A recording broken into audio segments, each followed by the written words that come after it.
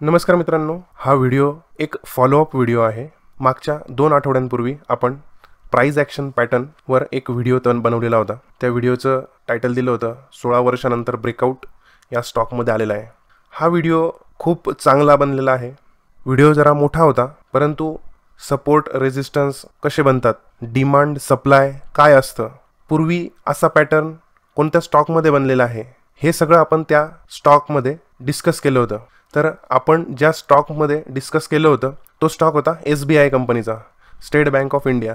याच्यामध्ये मी तुम्हाला दाखवलं होतं की हा 2007 पासून ते 2021 पर्यंत सातत्याने एका ठराविक रेंजमध्ये कन्सॉलिडेट करत होता आणि त्याच्यानंतर 2021 मध्ये यांनी ही ब्रेकआउट दिलं आणि त्या ब्रेकआउट नंतर रिटेस्ट घेतला। रिटेस्ट नंतर तो वरच्या दिशेला गेला आणि याच्यामध्ये इन्व्हेस्टर्सचे खूप चांगले पैसे बनले SBIच्या स्टॉकमध्ये। आता हा जो पॅटर्न होता, हा जो प्राइस ॲक्शनचा पॅटर्न होता, हा जो कन्सॉलिडेशनचा पॅटर्न होता, तर या पॅटर्नचाच डुप्लिकेट पॅटर्न जो आहे तो मला ह्या RCFच्या चार्टमध्ये दिसला होता आणि तो तुमच्यासोबत शेअर करावा असं मला वाटत होतं, म्हणून मी हा व्हिडिओ जो आहे तो बनवलेला होता। हा पण पॅटर्न जो आहे तो ही जी रेंज होती त्या ह्या रेंजमध्ये 2004 पासून किंवा 2007 पासून बनलेला होता आणि ह्या पॅटर्नचा नुकताच ब्रेकआउट झालेला होता आणि याच्याबद्दल या दोघांमधलं काय साधर्म्य आहे प्राइस ॲक्शन पॅटर्नमध्ये त्याच्याबद्दल आपण मागच्या व्हिडिओमध्ये डिस्कस केलं होतं।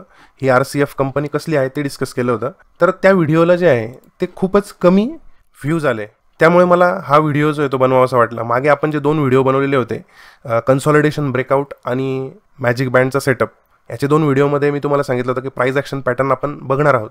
त्याच्यातला प्राइस ॲक्शन पॅटर्नचा हा पहिला पॅटर्न जो आहे तो होता, परंतु ह्या व्हिडिओला दुर्दैवाने खूप कमी व्ह्यूज आले।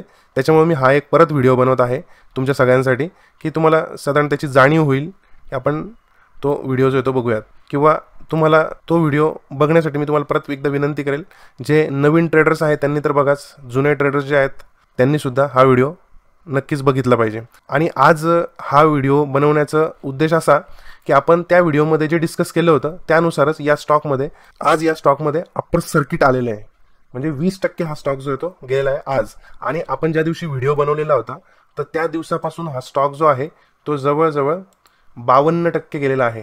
तुम्ही या इथं बघू शकता, या ठिकाणी 52% हा स्टॉक गेलेला आहे आतापर्यंत। आणि आपण याचं टार्गेट जे आहे ते सुद्धा डिस्कस केलं होतं की याचं टार्गेट काय असू शकतं, संभावित टार्गेट काय असू शकतं, तर ते जे ते 81% आहे। तर ह्या लेवलपासून आपण जर कधी मोजलं तर म्हणजे ह्या ब्रेकआउट लेवलपासून जर कधी मोजलं तर ते 81% येतं आणि आपल्या या स्टॉकने या 2 आठवड्यांमध्येच या महिन्यामध्येच आपण म्हणूया, म्हणजे निकाल लागल्यानंतरच या स्टॉकने जे आहे ते जवळजवळ 65% जे आहे ते दिलेले आहेत खालून अगदी मोजलं तर।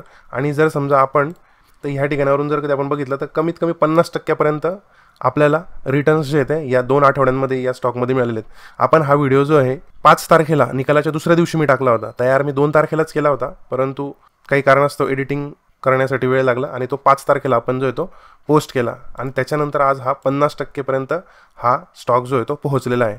तर माझं असं म्हणणं आहे की आपले व्हिडिओज जे आहेत ते खूप महत्त्वाचे आहेत, तर तुम्ही ते प्रत्येक व्हिडिओ जो आहे तो एकदम काळजीपूर्वक बघा, त्याच्यामुळे तुम्हाला शेअर मार्केटचं खूप चांगलं नॉलेज जे आहे त्याच्यामध्ये मिळणार आहे। तर बघत राहा आपले हे व्हिडिओज।